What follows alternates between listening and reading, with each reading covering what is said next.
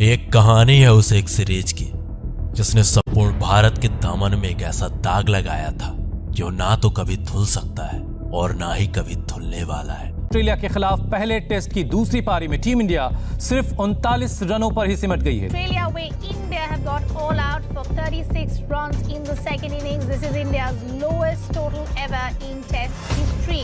और आज मैं सुबह सुबह उठा और मैच देखने गया। 369 इंडिया कर चुका है, लेकिन वो 369 था नहीं, वो 36 for 9 था। जब सवाल उठे थे भारत और भारत की प्रतिभा पर, सवाल उठे थे भारत के आत्मसम्मान और भारत के क्रिकेट पर।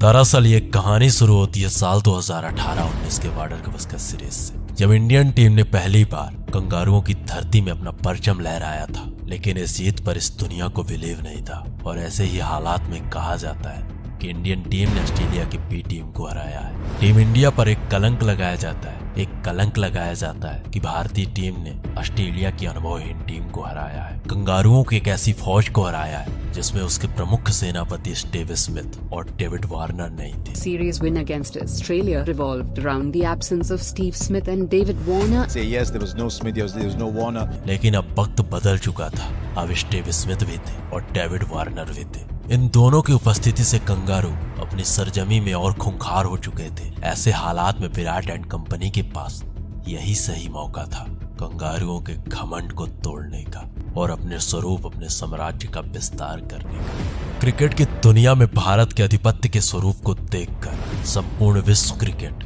इंडियन क्रिकेट टीम से चिढ़ रहा था और ऐसे हालात में दुनिया ने एक सपना देखा कि कंगारुओं ने भारतीय टीम को अपने घर में रौंद डाला। और इन्हीं हालातों में इस दुनिया को टीम इंडिया के बस एक हार का इंतजार था। भारतीय टीम के हार का इंतजार कर रही है दुनिया। कोई बयान पर बयान दे रहा था तो कोई बेवजह ही सोशल मीडिया में ट्रोल कर रहा था। क्रिकेट पंडितों के ट्वीट पर ट्वीट आ रहे थे तो कई क्रिकेट के दिग्गज इंडियन टीम का भविष्य बता रहे थे। कोई कहता 4-0 से भारत की हार होगी तो कोई कहता कि ऑस्ट्रेलिया इस सीरीज पर एक तरफा कब्जा करेगी, भारत ऑस्ट्रेलिया के सामने घुटने टेक देगी। और उनके इस अखंड आत्मविश्वास की वजह था भारतीय शेरों का कंगारुओं की धरती में होना, एक ऐसी धरती में होना जहाँ कंगारुओं को हरा पाना लगभग नामुमकिन था। कुछ ऐसे ही हालातों में लिखी जाती है एक सीरीज की कहानी। नमस्कार, आप देख रहे हो तो डॉक्यूमेंट्री का महा एपिसोड कहानी बॉर्डर गवास्कर सीरीज के पहले मैच की। सीरीज प्रारंभ होने के प्रारंभ से ही तय था कप्तान विराट कोहली सीरीज का पहला मैच खेलकर निजी कारणों के चलते भारत वापस आ जाएंगे कि विराट कोहली को पैटर्निटी लीव दी जाएगी, यानी विराट कोहली पहला टेस्ट जो एडिलेड में खेला जाना है उसके बाद वापस इंडिया आएंगे। यानी इंडियन टीम कप्तान विराट कोहली की कप्तानी में सिर्फ एक मैच खेलने वाली थी। कोविड प्रोटोकॉल के तहत रोहित शर्मा को भी टीम इंडिया से दूर रखा जाता है। 16 दिसंबर 2020 बॉर्डर गवास्कर सीरीज का पहला मैच, जो कि एक डे नाइट टेस्ट मैच होने वाला था। इस मैच के लिए कंगारू अपनी फुल तैयारी में थे। उनका आत्मविश्वास अपने चरम पर था क्योंकि kangaroo pink ball test match में अपराजय सर्वशक्तिमान थे। अभी तक जितने भी पिंक बॉल से टेस्ट मैच खेले गए थे उन सभी मैचेस में कंगारुओं ने अपने जीत का परचम लहराया था। दुनिया की किसी भी टीम में पिंक बॉल से कंगारुओं का सामना करने का साहस नहीं था। कंगारुओं के ये रिकॉर्ड्स पिंक बॉल क्रिकेट की दुनिया में कंगारुओं की बादशाहत को प्रकट कर रहे थे। मैच का पहला दिन कप्तान विराट कोहली ने टॉस जीतकर पहले बल्लेबाजी करने का डिसीजन लिया। रिपोर्ट के मुताबिक हिटमैन शर्मा टीम इंडिया से बाहर थे और उनकी जगह पर पृथ्वी शॉ को मौका दिया गया। वहीं कंगारू पूरी तरह फिट और तैयार थे, वो भी अपनी फुल स्ट्रेंथ के साथ। लेकिन इंडियन टीम अभी भी अपना विनिंग कॉम्बिनेशन खोज रही थी। मैच का पहला ओवर मिचेल स्टार्क की दूसरी गेंद और इंडियन टीम को पहला झटका। पृथ्वी शॉ बिना खाता खोले पवेलियन की ओर चल पड़ते। मयंक अग्रवाल ने भी कुछ खास कमाल नहीं किया और महज 30 रनों के स्कोर पर टीम इंडिया ने अपने दोनों ओपनर्स को खो दिया। विराट और पुजारा के बीच में 50 रनों की एक सम्मानजनक साझेदारी होती है और 100 के स्कोर पर पुजारा भी नॉर्थन लायन का शिकार बन जाते हैं। ऐसे हालात में टीम इंडिया के लिए एक अच्छी खबर थी और वो खबर थी कि टीम इंडिया के कप्तान और उप कप्तान अभी भी क्रीज पर मौजूद है।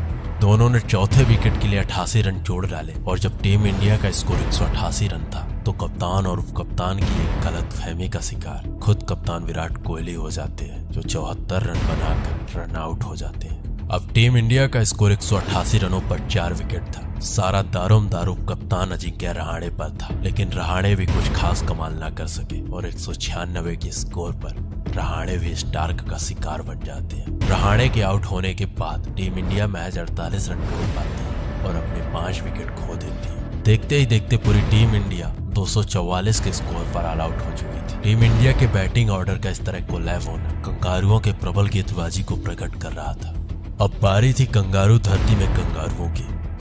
मैच का दूसरा दिन कंगारुओं की ओर से मैथ्यू वेड और वंस ओपनिंग करने आते हैं। मैच 16 के स्कोर में पहले कंगारू का शिकार होता है और देखते ही देखते 45 रनों पर कंगारुओं के 3 बल्लेबाज पवेलियन जा चुके थे और उनमें से सबसे महत्वपूर्ण विकेट था स्टीव स्मिथ का। पूर्व कप्तान स्टीव स्मिथ महज 1 रन बनाकर रविचंद्रन अश्विन का शिकार बन चुके थे। कंगारू अपने ही घर में टीम इंडिया के शेरों से घिर चुके थे और अब 111 रन बनाते बनाते कंगारुओं के 7 बल्लेबाज आउट हो चुके थे। लेकिन कंगारुओं के कप्तान टिम पेन की साहसी पारी ने कंगारुओं को एक सम्मानजनक स्कोर तक पहुंचा दिया। टिम पेन ने 73 रनों की नॉट आउट एक साहसी पारी खेली। कंगारुओं की पूरी टोली महज 191 रनों पर ऑल आउट हो चुकी थी।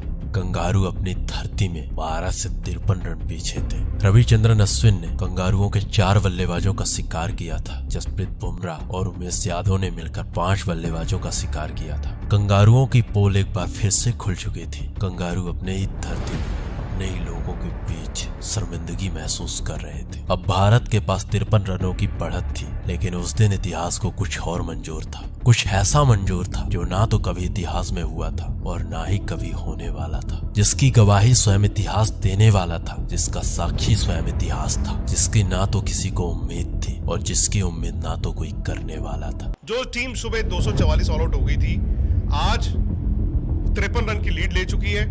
पृथ्वी शॉ लगातार दूसरी पारी में भी फ्लॉप रहे और महज 4 रन बनाकर अपना विकेट फेंक देते हैं। 15 के स्कोर पर टीम इंडिया को दूसरा झटका लगता है और दूसरे झटके के बाद देखते ही देखते सब कुछ बदल चुका था। ये तारीख, ये दिन इतिहास हमेशा याद रखने वाला था, क्योंकि मैच का तीसरा दिन बहुत कुछ नया लेकर आने वाला था। इस दिन ना तो विराट का बल्ला चला, ना साहा ने साहस दिखाया, ना रहाणे ने रहम खाया, ना मयंक ने उग्र स्वरूप धारण किया। देखते ही देखते इंडियन टीम ने 26 रनों पर अपने 6 विकेट खो देती है। कोई भी आता और कोई चला जाता, कोई प्लेट करता, किसी का एज लगता, कोई बाउंसर पर आउट हो रहा था तो कोई विकेट के पीछे पकड़ा जा रहा था, कोई पलक झपकते आउट हो रहा था तो कोई पलक खोलते।